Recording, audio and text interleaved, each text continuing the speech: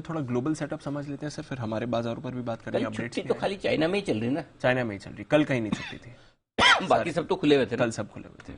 सिर्फ चाइना ही बंद है एक हफ्ते से।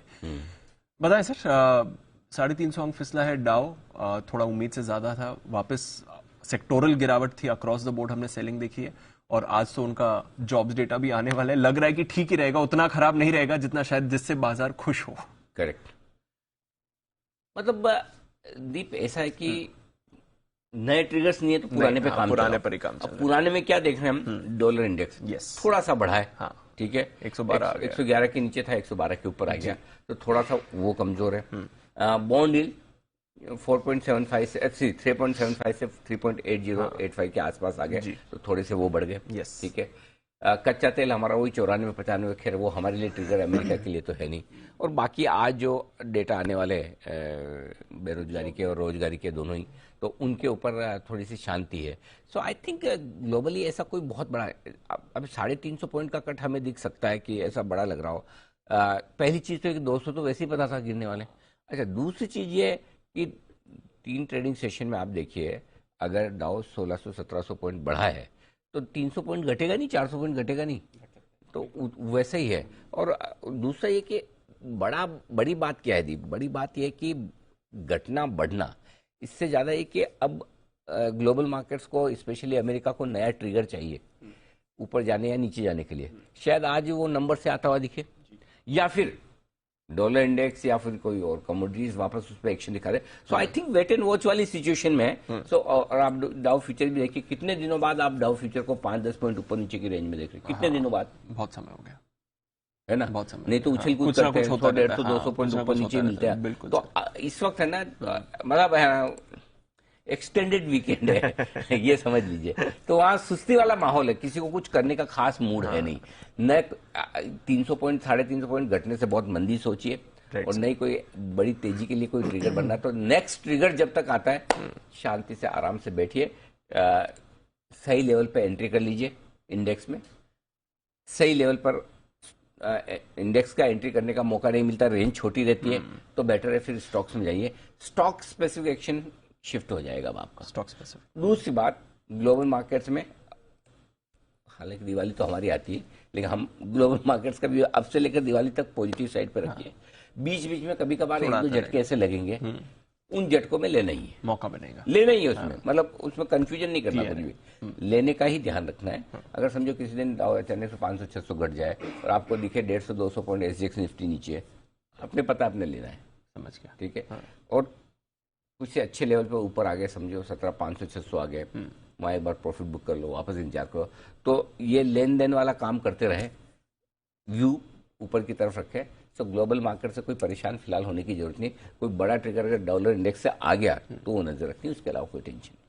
अंडरस्टूड। तो ठीक है, तो ग्लोबल मार्केट्स एक तरह से न्यूट्रल ही फिर मान लिया। हाँ, न्यूट्रल है, न्यूट्रल से हल्के नेगेटिव मान लो, न्यूट्रल मान लो, जो मानना है मान लो, क्या फर्क पड़ता है। ठीक है, मतलब हम उतना, भाई देखो 150 पॉइंट ही तो आपको गिनना है, 200 तो आप ऐसे ही नीचे थे जी।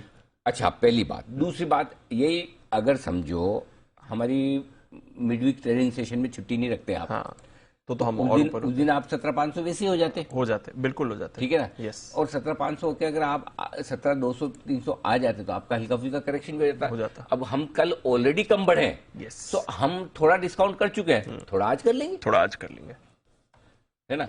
नहीं तो जितना 800 पॉइंट की तेजी पे अमेरिका पे हमको बढ़ना था, हम बढ़े क्या। कितने समय बाद दीप पहली बार ऐसा लगा कि हमने डे टू डे बेसिस पे अमेरिकी बाजारों को अंडर परफॉर्म किया है। यस, कल जितनी तेजी, फ्रेंकली मैं तो एक्सेप्ट करता हूँ, मेरी उम्मीद से तो कम है। मुझे तो कल लग रहा था एक बार 17,500 आ जाना चाहिए, एक बार तो दिखाता था स्क्रीन पे, लेकिन नहीं दिखाया। वो मेरा कैलकुलेशन शायद बैठा नहीं।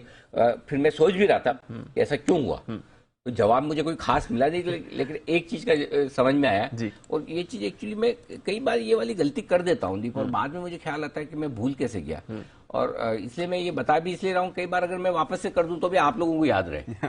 और वो एक्सपायरी के दिन वाली गलती। कभी कभी क्या होता है कि एक्सपायरी के दिन डेटा डेटा के हिसाब से मार्केट बिहेव नहीं करता, ये चीज मैंने नोटिस की। राइट सर, ये होता है, और स्पेशली मंथली एक्सपायरी पे ज्यादा होता है।